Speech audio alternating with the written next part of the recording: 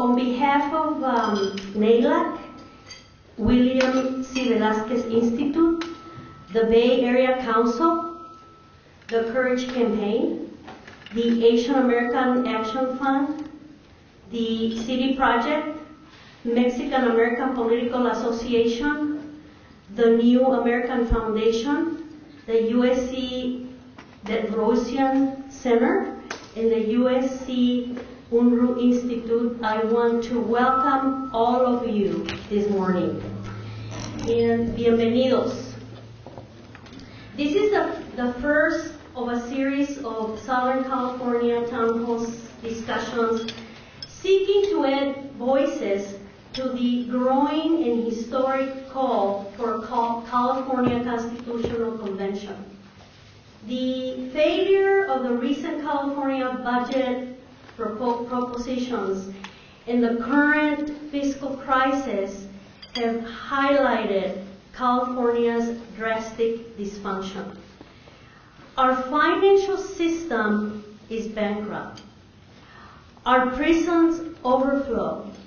Our water system is collapsing. Our once proud schools are criminally defunded. In fact, today in the LA Times, I read that 17,500 teachers statewide have received pink slips. That means that about 500,000 students are going to be affected by this situation. And we have no recourse in the system to right these wrongs in an effective, equitable, and just manner. Most of these problems are a byproduct not only of the economic crisis, but of an outdated system and rules of governance enshrined in our current Constitution.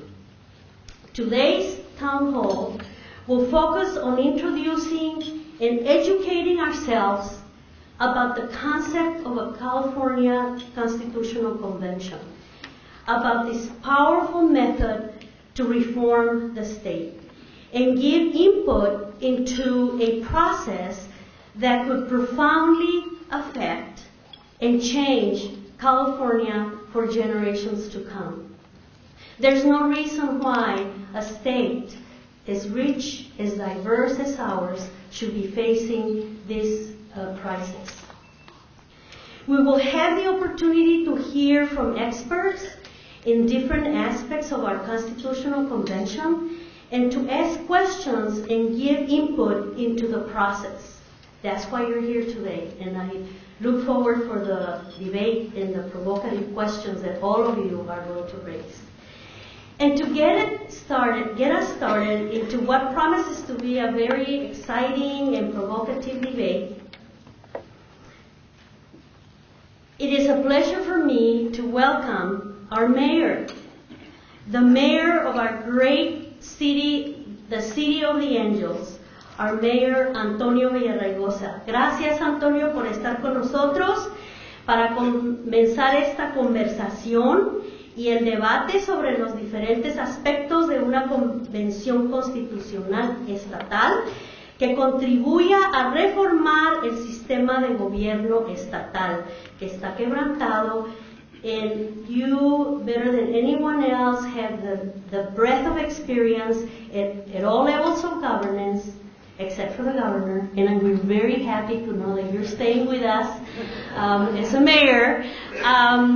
We need you. So I was very happy when you said that you were going to continue to be our mayor. So gracias and welcome us to.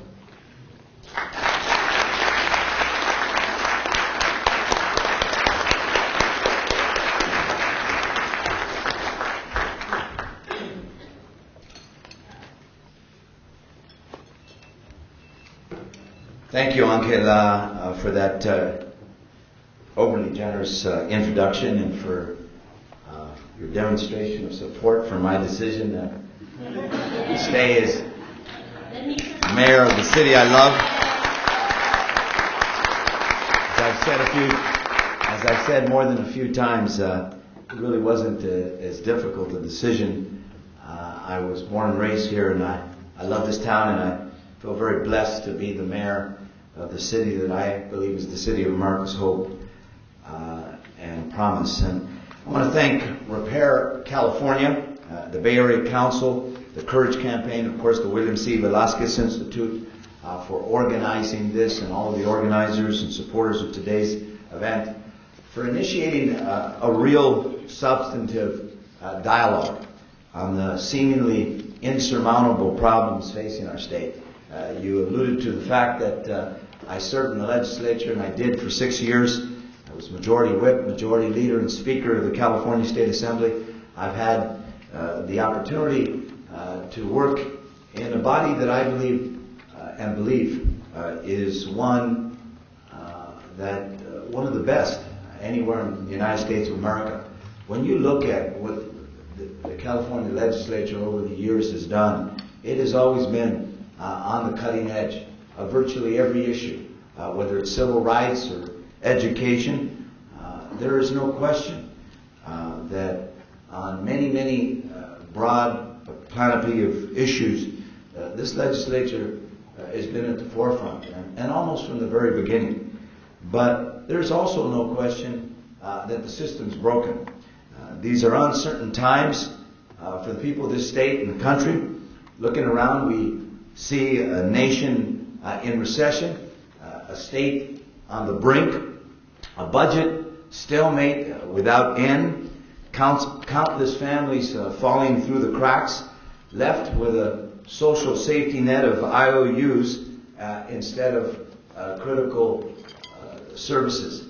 You know, what boggles the mind is just how little controversy, how little debate in the state has occurred after IOUs are being issued in the state for only the second time in my memory. It's amazing. It really is. It may be that the size of this crisis is so gigantic that people feel somehow that there's no way out.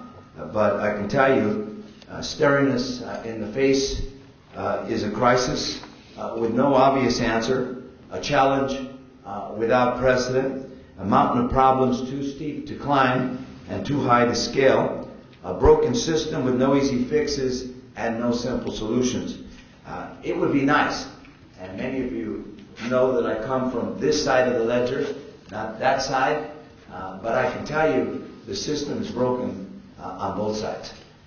That's something that progressives particularly don't like to hear. It is not just broken on the right. It's broken all the way around. The system is corrosive. It would be nice if we could say we didn't see this coming down the road. It would be comforting if we could honestly call this situation a surprise, an unexpected development tied directly to the national downturn, a byproduct of irresponsible practices in Washington or Wall Street. Yet we know that this isn't the case. We know that the current crisis stems from poor choices and misguided policies of our past. We know that the challenges we face are of our own making, that our current predicament is the result of fundamental flaws in our own rules and regulations. For when it takes a 2/3 vote to pass a budget, but a simple majority to remove fundamental rights, the right to liberty, the right to happiness, the right to marry, when a bare majority can deny a whole group of people those rights, at the same time that we require a supermajority to pass a budget. Only 3 states in the United States of America have a threshold that high. So what happens? A small group of extremists can hold the entire state hostage because they have some philosophical bent on breaking the back of government, on refusing to fund the critical services that we all expect from our government. Something fundamentally wrong with our system. We draw districts that eliminate competition from elections, and this is, I'll tell you, both parties protect the status quo. I'm a Democrat unabashedly, but let's be clear. Historically, what parties do is they protect the majority. I understand that. And in a blue state, I think many of us certainly want a legislature, a Congress that reflects the values of this state. But when you draw districts that don't allow for competition, where people frankly get elected who are ideologues and not practical, and who engage in the proverbial debates and wax eloquent on the legislature's floor, but don't feel a responsibility to make the tough decisions